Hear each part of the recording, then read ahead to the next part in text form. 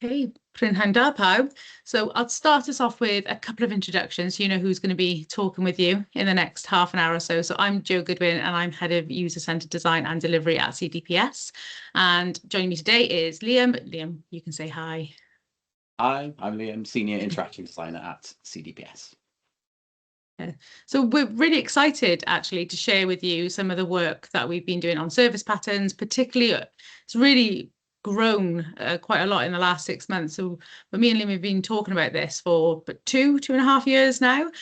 Started off with that real thought around how do we improve consistency and quality assurance of services across Wales. So this is where we've got to. It's been quite a journey, and we're still, still feel like we're just at the start, but it's been quite a journey to get here so far.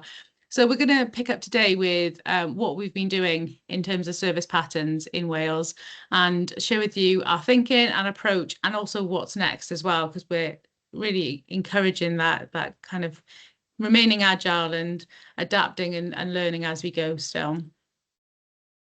So just to give a bit of background, a bit of context to this, when we first started thinking about the problem we identified, we looked at how public services in Wales are currently being designed and delivered. Quite often teams work in isolation or in silo and are working on their service or their part of a service, and how do I deliver this bit? So what that leads to is people designing services that are quite often similar, but look and feel different to the team and the end user. Quite often you start from scratch. So I need to set up a new booking service, and quite often that starts with a blank canvas. So that inevitably leads to slightly different approaches and different design decisions being made. And overall, that just leads to that inconsistency, not only for internal teams, which limits then opportunities for collaboration, and also that extra effort and thinking burden on the team designing that service, but it also leads to really inconsistent experiences for people and customers using those services. So when you book something, or when you request some information, whether that's from a local authority or a health service or a local or a central government service, it feels very different, and it's almost like cognitive load every time is restarted, because you are starting from scratch each time. So that was the background to where we started exploring this. So as I said, we've come on quite a journey to get here, and we really started looking about what things could we do to improve that consistency and quality across all services in Wales. And that's where we came up with service patterns.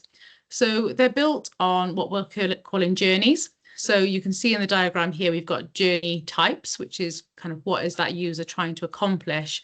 And that's then broken down into individual steps that you create what we're calling that user flow. So how that user kind of goes through that part of the service. And then into kind of more detail underneath that, we've got the actions, the individual interactions or pages that people will experience to go through each of those steps. The bit we've really focused on is that level 1, 2 kind of area of how do people flow through a service end to end. The level 3 aspect, which I'll just show in the next slide, we've really leaned into existing work that's already been done out there. Design systems and consistency in design has been in depth and created across government for many years, with incredible design systems already in place from across the UK central government departments, but also with Scottish government, with the NHS digital design system. Private sector and third sector have them too, BBC, Co-op. There's lots of design systems out there already with incredibly designed, accessible and inclusive components or interactions that you can use to make up a journey. So we haven't intentionally not recreated any wheels or reinvented any wheels to do that. So in this example we've got on screen, throughout this user flow, you can see we've used the Ministry of Justice's content patterns, and also the gov.uk content pattern in there as well, that interaction pattern, content pattern, to make up that journey. So that just improves and comes back to that. What we're trying to do is increase the consistency whilst also maintaining quality. And to do that, there's already great things out there that we can use. So overall, what that does, just to summarise before I hand to Liam, is service patterns, we feel, is a real opportunity to help speed up how we design and deliver public services in Wales. It helps the people designing the service to have the confidence and assurance that they're starting from a well-researched, grounded place, and saves them time and capacity to then start developing that service and avoiding any repetition or duplication within and cross public sector.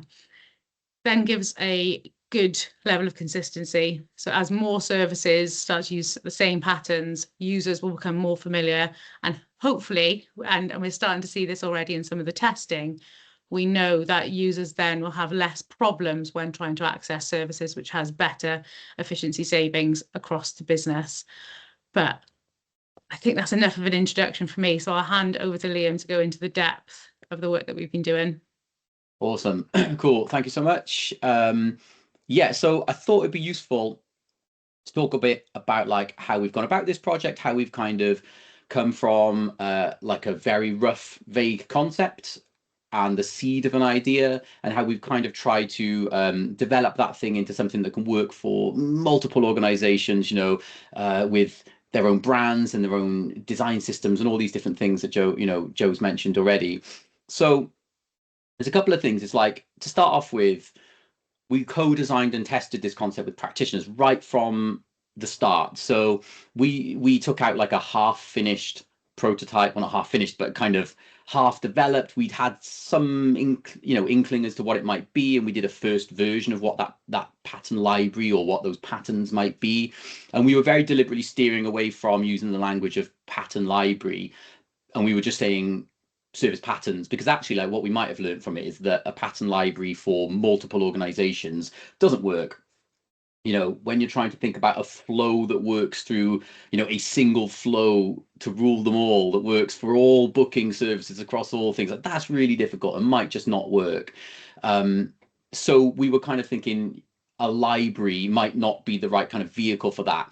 Consistency is great, and consistent UX is great, and consistent like flows and stuff, but you might find that there are multiple flows as we go through the testing. Anyway, all that said, we went out with very low kind of fidelity, paper prototyping. We did have a digital prototype of the library, but what the intention was to really flesh out that concept and to see what worked and what didn't work. So we went out and ran some workshops with a number of different organizations. We had local authorities, arm's length bodies, emergency services, lots and lots of different teams, collaborative events that brought lots of designers together.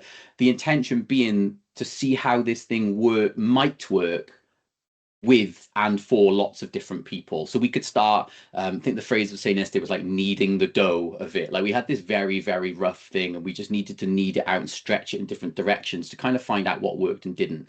So we ran a lot of workshops around like identifying shared needs through services. What did a booking flow look like for one organization and their various teams versus what did it look like with another organization, and did this same flow work for multiple organizations and the different teams within it? So we were testing lots of early prototypes. We were testing the usability of the pattern library prototype that we had, albeit a non-finished version and a quick version, for lack of a better way of saying it. And what that did is we were able to really quickly learn as to how flexible, or if the flows were flexible enough to adapt to different services and organizations, or whether they were too rigid. If we had the guidance that we were giving, was it in enough depth, or was it too broad that it didn't make sense for anyone? I was thought about this, like this sliding scale of that is like, how broad can you make the guidance so that it is applicable to all organizations versus how like broad, you go so broad that it's not useful to anyone, basically. So we were trying to put a pin on like, where did that bit sit within that sliding scale in those early workshops. So like, practitioners were very positive about it. Certainly worked a lot better than we thought it would, which is great. As in, again, we knew the idea, the seed of an idea was really good, but was it possible to get something which was kind of platform agnostic, you know, that people could pick up and use no matter what content management system you're using, or no matter what form builder you're using, or no matter what your design system is, and all those things. The idea is that it's like adaptable and adoptable. You know, you can kind of pick it up. You can then take the bits that are common about your service and then sort of adapt it to whatever your particular needs are and what makes your particular, I don't know, apply service more specific. But there's a bunch of common things that you can start with, essentially. So yeah, you know, people have, from those workshops, have already started using this in their services, and a lot of kind of positivity around it, I would say. So that being said, the other aspect of what we were trying to do is we went out and did some testing with some citizens. So we were really focusing on the book pattern throughout this. And the idea was like, let's get some really robust testing on one pattern. And book kind of felt quite like it was a bit easier. Like a booking is like slightly more transactional than like an apply service is much, probably way more, it's usually much longer. There's probably going to be a lot of differences in there. We have got to that point now of like a version 1 of an apply service, but you know, that might turn into 2, like who knows. Again, like Joe says, we've done a bunch of work, but there's still early. There's still so much to do on this, to learn about like how this works in real scenarios. But what we were doing on that book pattern is we developed 3 prototypes there. So we tested with practitioners, all of that side of things. But then what we wanted to do was to test how these flows felt for like end users. So not the practitioners using the library, but those practitioners having built services underpinned by those service patterns. So we built book a bulky waste collection, book travel vaccinations, and book a room in the library. So, you know, like different fictional websites. We had a wonderful Pontypandy Council, which you may have seen pop up in some of these other ones before, which had some lovely little Easter eggs about Fireman Sam littered throughout. So I think he was collecting a bulky waste collection of like a deep fat fryer or something like that. Anyway, so we built these and then we tested them. We wanted to see like how users felt about, you know, seeing similar flows. They wouldn't recognize them as similar flows necessarily, but they might recognize similar things appearing. The content would be different to an extent, but hopefully they would see, you know, they're always seeing a start your service page. They're always seeing a, you know, a check your answers page in the same place, or they're always seeing the same type of address pickers. And again, we're not redesigning those things. It's about pointing at those existing ones. And that's certainly not like a conclusive list of them. There are so many out there. Again, we've started small and it can grow from there. This was about testing something to get it to the point where we felt like it was a valid thing that was of use, I suppose. So anyway, just to pick out one of the quotes that came from that, again, that testing went well with citizens. If this is what one of the participants said, if online services have similar formats, it makes life a lot easier. After a while, you know the layout, so it saves time. If people get used to doing things a certain way, they are easier to do again and again. So we did have like a number of those. For anyone here that's been in like user research sessions where you get those golden quotes, and like I wasn't running the session, one of our researchers, Mel, was running it, but I was note taking with my camera off, and I was like, yes, because it was such a good quote that kind of validated some of those hypotheses that we had, that maybe it would start to feel, services would start to feel easier as you started to see consistent things. Now, remember, this is within the context of an hour-long testing session. So in reality, there's a much bigger gap between citizens using similar services, right? So you can't say conclusively that it's doing that, but certainly testing that concept at a base level, they felt that it was easier when they saw similar things, even though the content was different and the services were different, the questions were different and all those things, but they were seeing similar pages appearing. So that was a really good win. Okay, so this is the MVP pattern library, so minimum viable product pattern library for those that need it. So I've just set this to scroll on here so that we're not taking you out of the presentation, but this is live on our website now. I did drop a link in the chat earlier, but if anybody can't see that link, because I don't know if it still shows up after you've joined, Joe or Jem, hopefully somebody can post it in the chat anyway. So it's on the CDPS website at the moment. So at launch, we've started with 2 patterns, which is book and apply. And it's because these have gone through the most testing, essentially. These are, common journeys. They're all common journeys. There are multiple categories that we have there, which Joe showed you earlier. So there is, I'm going to test my knowledge, apply, book, check, pay, tell, register, request. Yes, 7. Okay, cool. This is because I've been talking about this all the time for the last year, so it's in my head. 7 like categories of services, I suppose, that we've been working from. I've no doubt in the future there will probably be more. I also have no doubt in the future they will probably split down, and you might have, 2 patterns for apply, or 2 or something like that, and then for different types of apply journeys, maybe. But we're not at that stage yet. So we've launched with book, we've launched with apply. I'll talk to you in a second about how these patterns have been developed. But just as you can see the stuff scrolling down the pages there, so each pattern includes like a visual service flow, so you can see on screen there. It includes guidance on every single step, like what you're expected to how you expected to use that pattern. And then like how the research has been, how that pattern has been developed, essentially, like what research has been done on that thing, because they've all been developed slightly differently. And again, the idea here is like adopt and adapt. That's what we keep saying. It's like, it's not a be all and end all. It's not going to take you through a whole like perfect service design journey. It's not going to replace the need for designers, obviously, and it's just there to work as a tool, as a starting point. So it will take you a certain percentage of the way.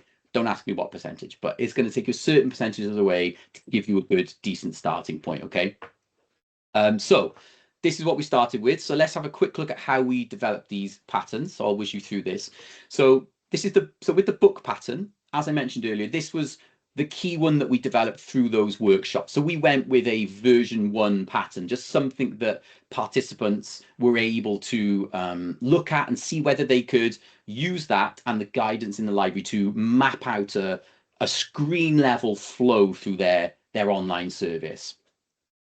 And we learned really quickly that it was understandable, it was workable. That flow, I think in the very first workshop, multiple groups told us that we needed to change like 2 of the steps. So it was like, oh, we would never, ask for the address before we get them to choose the date and time or whatever it was. So we switched those things over, and then we went to workshop number 2 with a different organization and tested the same thing, or rather tested the new flow, but in the same kind of format. And then that flow seemed to work for those different groups.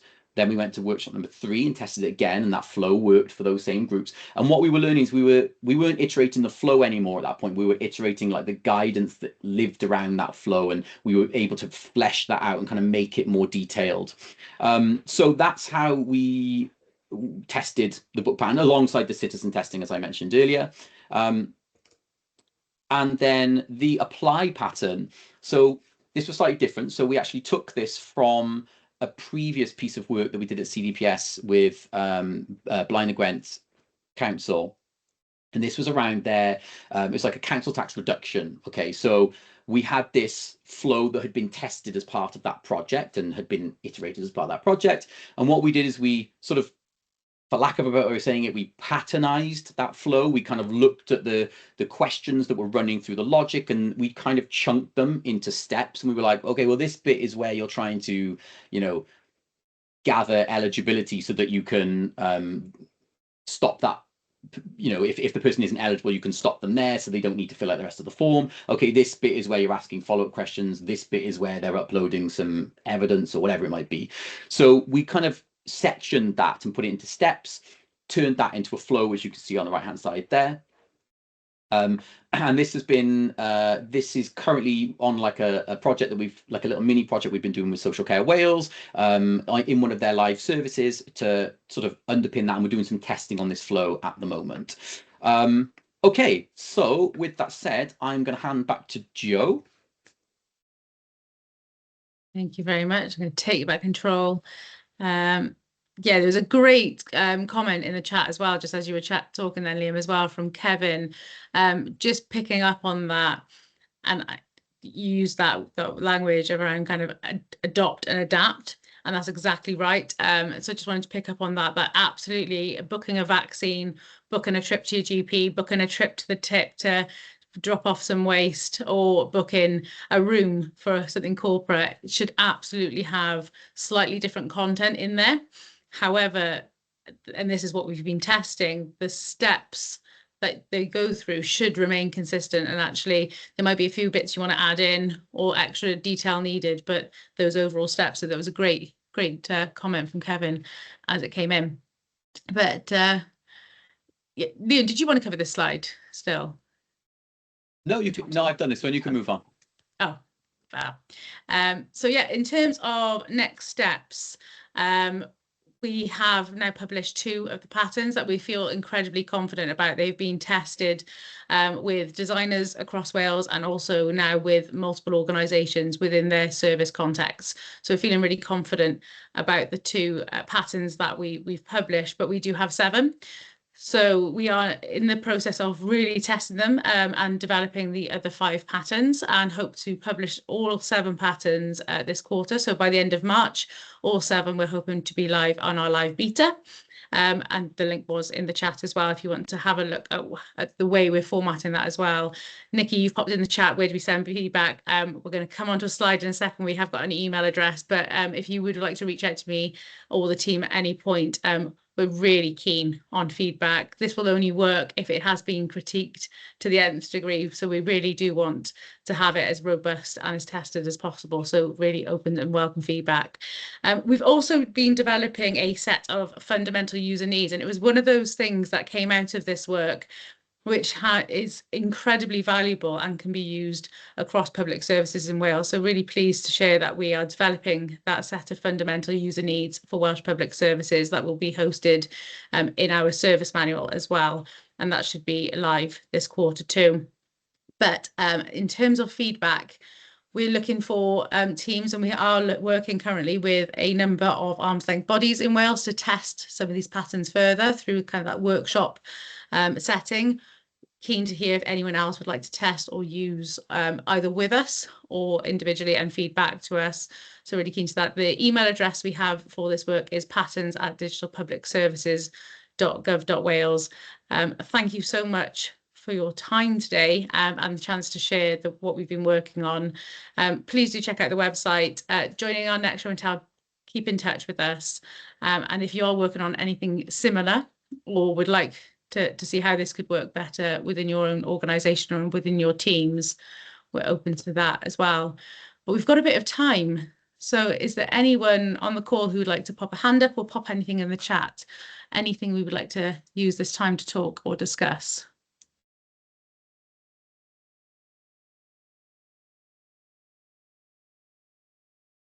Come on in, Justin. Can you hear me? Yes. Yeah, brilliant. Okay, yeah. First, I love it. I can't remember if I've met this has come up a few times. Oh, can hear you, yeah. And so I've been coming at this from the bottom up, so from the component library, trying up, so we haven't got to, well, we have to.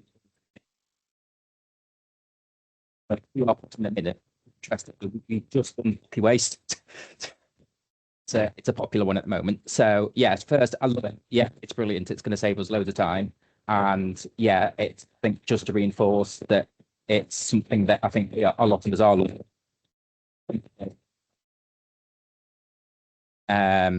Using the GPS guidelines as best we can, so that, and you know.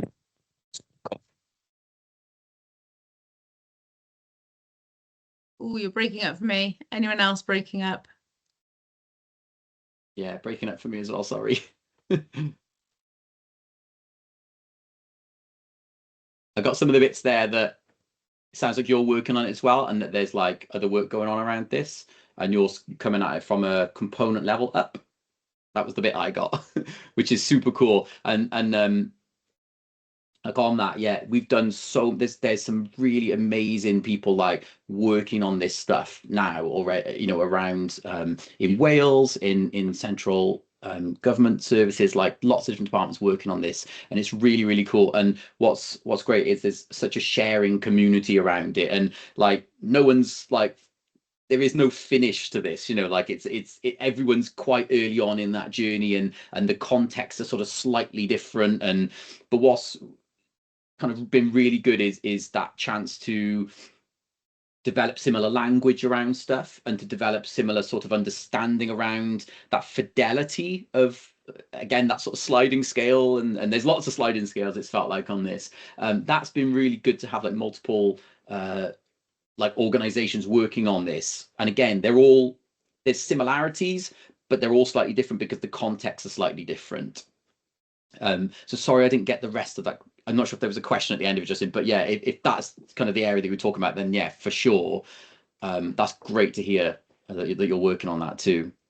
Yeah, absolutely. And one of my favorite phrases of all time is building on the shoulders of giants. There's so many great pieces of work that have already happened. Definitely don't want to duplicate that, and just want to keep building. And there's been a great cross-government community coming out of this as well, so going together is really important. Just wanted to pick up as well, so we've published today a blog post on the GDS policy blog as well, around opportunities for patterns in a policy context as well. So again, there's so many opportunities for taking this work and this thinking forward. So yeah, really keen to see that. Kevin, you've been very patient, come on in. No worries. I'm really interested in patterns because, like lots of people, I'm going to put the best spin on it. We're all creatively lazy, so it'd be good to use things that are already done, and done in a way that, you know, meets all the standards. It seems daft not to sort of do stuff that way. But I'm really intrigued. The example I'm thinking of is we've got healthcare stuff and services where people don't enter the healthcare themselves. They don't book and apply. So whether you're working on other patterns where things are booked on their behalf, and they join the process where they've been sort of opted into things or given notifications for things, and whether you're working on patterns where the entry point is slightly different, which then, you know, changes it down the line. So I'd be interested if you're working on one of those. Yeah, that is super. So the answer is we haven't looked at that yet, but as we mentioned, there's so many opportunities to develop this further. One of the areas that it reminds me of the tell pattern. I don't know if the same pattern came into your head as well, Liam. Then, but you know, when people tell people a service something and how that then links in. But some of that as well is how people get told about what they're being applied for, and there is a lot of work to be done around that as well, about how do you know if you've signed up to something or you're told that you're going to receive something. So yeah, it's certainly something, and it's one of those, we need the right services to test with as well. So if you've got specific examples that you'd like to really test and try this out with, please do let us know. We'd love to kind of see what we can break and see how we can learn from that. Well, yeah, well, we've got Public Health Wales is screening 7 screening programs for all different healthcare, and people get identified for those screening programs in slightly different ways. But once you've been identified, ideally the service then should be very, very consistent and similar throughout that process. So there's lots of screening work going on. This is one of those examples where it kind of fits into that same thing of, like, whether a user is logged in or not. Like, it's not the same, but as in, like, there's probably two. It's like I mentioned earlier, right? I fully would envisage many of these patterns splitting into 2 or 3 patterns. And again, key milestones, you try and keep as much the same as you can. And the idea is not to create exactly the same service every time, because you can't do that, but to try to create familiarity through the service and to take a certain percentage of the way. And it's like, you know, you might have a pattern for, say it was apply or whatever. You might have one pattern where the user is not logged in, and you might have one pattern where they are logged in, because that's going to require a certain amount of things that you may need to, like, steps that you may need in there. You may already know somebody is eligible because they're logged in already. Again, this is exactly the thing. It's like sort of those sliding scales again. That's why it makes me think. Sorry, yeah, is that a verification pattern then? Maybe we don't have a verification. It could be a verification step within a pattern. See, the terminology now, we're getting the hard work.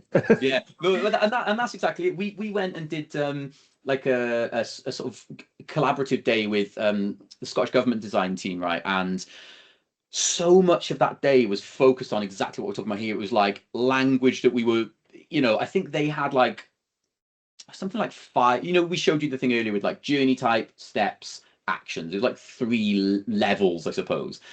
I think they had more than that. They had something like, I don't know, 7 or 8 or something. And we had like 6 or levels that we were going to. And it took us ages of like going back and forth and talking about various circumstances, why different services might need this or that. And we kind of crafted it together to this type of like, well, what if we called it journeys? And then what if that was made of steps? And what if those steps were made of actions or tasks? Whether that, again, that might change, this is like version 1 of it all. But yeah, that's the killer bit that sits at the center of all. It's like fidelity and language, terminology, like all of that stuff. It's just super important with this, I think.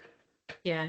Gemma's popped in the chat the blog post that's just been published on the Public Policy Design blog today, because I think, and it's an image that you created, Liam, in terms of what we're using in terminology. We attended a international government in design conference, I think it was September, October time, where patterns was that theme, and we had 200 design leaders across 50 nations. And that language and what are we talking about and how are we applying that in this context was incredibly important. So we've tried to capture that a little bit, but again, it's open to critique and improvement as well. Yeah, and like thanks Janine popping your thing in the chat there on like the identification step. Like you might be starting with the pattern GDS for and login. Absolutely, you might like that, and in our, if I was translating that now into our flow or something, it was like, okay, we need a bit where they're like being identified or whatever, or logging in or whatever you might call that step. Again, language. I'd be like, you'd be thinking in the guidance for that step, then you might go, we don't know if you already have a set way of doing, you might have a content management system which has all of that particular registration of an account thing built in. You might not, but here's some best practice things that you might use, existing products and services and stuff that you might use. You might choose to use the one login, so you might use this thing over here, you might use that. So yeah, absolutely. And that's been really interesting to get to like research and see what's out there basically across like what exists already, that at the different steps we could kind of point to and go, that seems to keep coming up as being a really well researched way of achieving the task in this particular step, like, yeah, verifying your identity or whatever it might be. Absolutely. I think something that came up when Kevin was talking a minute ago as well that we probably didn't touch on during the presentation is, I think Kevin used the word lazy. I don't think anyone is lazy in public sector in Wales. I'm yet to find anyone who's lazy. It's more, there's a lot to do all the time. But I think it does come back to that. If you've got a design team, you've got experienced designers, it does allow them to have that assurance that they are feeding into a wider, more consistent, more effective, more efficient national approach. But it also recognises that not all public sector services in Wales have that luxury. Many of our services are developed by, officers that, whether it's council tax officers, planning officers, recycling and waste officers, healthcare clinician providers, those sorts of things, which maybe don't have the same level of experience and understanding of how to design quality digital services. So this really does level that playing field as well, in terms of anybody who is looking to design public services in Wales has the same starting point to then create services that we know are more consistent, more effective and more efficient, can be scaled and shared and have better collaboration as well. So it came to me as sometimes these things do. Any other questions? Okay, in that case, we will thank you all very much for your time today. It's been great to spend a bit of time with you. Diolch yn fawr iawn, and have a lovely rest of your afternoon. Thanks all. Diolch. Thank you so much.